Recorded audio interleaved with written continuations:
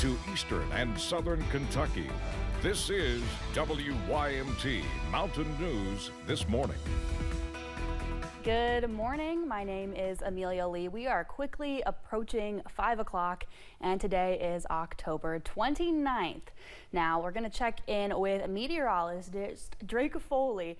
And Drake, we had so much fun over the weekend together. We just decided to bring it into your working week now. Yeah, absolutely. And the weather is a lot nicer than it was this weekend. We're almost 15 degrees warmer than we were on Sunday and Saturday. And that's actually going to continue to be above average. Looking right now, we're sitting at 55 degrees. It's a little humid outside. You can see a little bit of fog out there on the sky cam. And then everywhere else across eastern Kentucky, we still have a few high 40s and then some temperatures crawling into those low 60s already. And that's going to set up for a day where we're going to see temperatures in the high 70s, 77 in Williamsburg, 77 in London, and then Jackson at 78, Pikeville at 79. Amelia? All right, Drake, thank you. School officials in Knox County are investigating a basketball coach. A viral video online reportedly shows a coach using explicit language with players in a locker room. Knox County school officials say they want to assure parents they are investigating the matter and they will take necessary action to uphold the standards of their athletic programs. Since this is a pending personal issue, they say they cannot comment any further. 2 people are dead following an aircraft crash that happened in Jessamine County. The crash happened just before 6 o'clock on Sunday evening. The coroner's office says Michael Murphy and his wife Connie, both of Lexington, were killed. Someone spotted the aircraft and then called 911. First responders arrived at the scene shortly after, and they determined the 2 people on board had died. Voter turnout in Kentucky is expected to be high this election. Pike County Clerk Darrell Pugh says there have already been more absentee voters this year, with more than 200 excused absentee voters accounted for as of yesterday, and more than 1,300 mail-in ballots requested for this year's election. He says the county courthouse on Pikeville's Main Street will continue polling excused absentee votes today and tomorrow ahead of early voting, which begins in 2 different locations on Thursday. If you're going to be out of town on the 31st, 1st and 2nd, which is early voting days, and November 5th, election day, you can come in and fill out a paper saying you're going to be out of town those days and it was too late for you to order an absentee and you can vote here. Polls are open for excused absentee voting from 8:30 until 4:30 for the next 2 days. And don't forget, those early voting dates are for the entire state of Kentucky. You can find your polling location at govote.ky.gov. Now let's take a look at a couple of mayoral races that are happening in Pike and Floyd counties. In the race for mayor of Elkhorn City, that will be a 3-candidate race between Roxanne Blankship, Janet Adkins, and Nathan Bryant.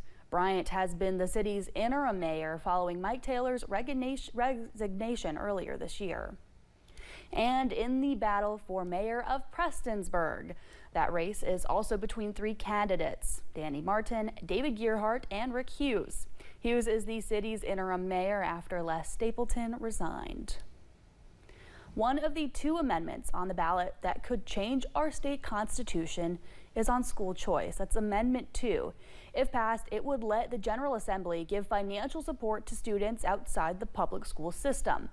Advocates for and against are hurling claims at voters.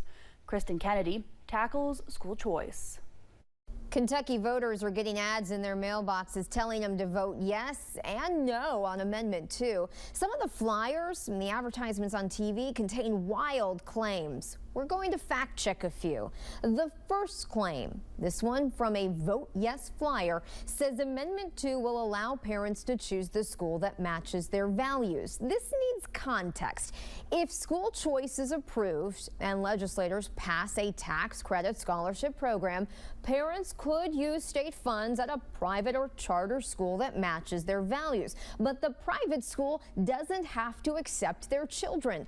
Private schools can still choose to accept students based on criteria they set. A separate claim off of a Vote No flyer says Amendment 2 would make class sizes larger and take individual attention away from students. This is false. Education leaders we talked to say public school class sizes may actually decrease if families leave the public school system. A separate advertisement also encouraging families to vote no argues against this claim. Education leaders are quick to point out if Amendment 2 passes, it doesn't automatically mean there is a tax credit scholarship program ready to go. Amendment 2 gives state legislators the chance to create a program they feel is the best fit for Kentucky. For WKYT Investigates, I'm Kristen Kennedy. There are plenty of races going on in eastern Kentucky between candidates on Election Day. But there are a bevy of topics folks will vote on as well. Along with cannabis in many counties, folks in 3 counties in our area will cast their ballots regarding a wet-dry vote. Those counties are Letcher County, Morgan County, and Menifee County. The names and locations of businesses who can legally grow and process medical marijuana in Kentucky were named, and hundreds of cultivators and processors entered a lottery earlier this year. The winners were announced during an event in Louisville. It took place at the Kentucky Lottery Corporation headquarters. WYMT's Phil Pendleton discusses the businesses and people selected. 26 locations were announced after a complex lottery system that officials say was done to ensure fairness and randomness. We considered the best practices used in other states and determined this was the most fair and transparent way to build this exciting new industry in the Commonwealth of Kentucky. Flynn says no one in the Lottery Corporation knew who was being drawn, and only a system of numbers was chosen, along with an identify, de-identify process. Governor Beshear then read off the numbers and their corresponding names and locations. The 5th, lottery number 52, application number 5006, Limestone Processing LLC, that is in Fayette County. There are also 2 other locations chosen in Fayette County, Going Blue and NG Health, along with Arizona Bay Investments in Lincoln County and Armory, Kentucky in Estill County. But the way this is set up is they have to grow here, they have to process here, they have to dispense here. Once the process is complete, patients over 18 will be able to purchase meds to treat everything from cancer to PTSD. Well, I have cancer. I had a bone marrow transplant. Karen Czar says the availability of medical cannabis is a win. She says she had to travel out of state, a 3-hour round-trip journey for relief. And in my case, like I said, it's just a topical cream. I'm not even ingesting any of the product. I'm just putting it on. And within an hour, I can tell a difference. In Louisville, Phil Pendleton, WYMT Mountain News. The dispensaries will be named at a later date. A complete list of all 26 businesses selected in the lottery will be available on our website at WYMT.com. Just go to this story. Thank you for getting your day started with us here on Mountain News this morning. Coming up, 1 week until Election Day. Both Vice President Kamala Harris and former President Donald Trump are on defense. How they're courting votes in the critical Commonwealth.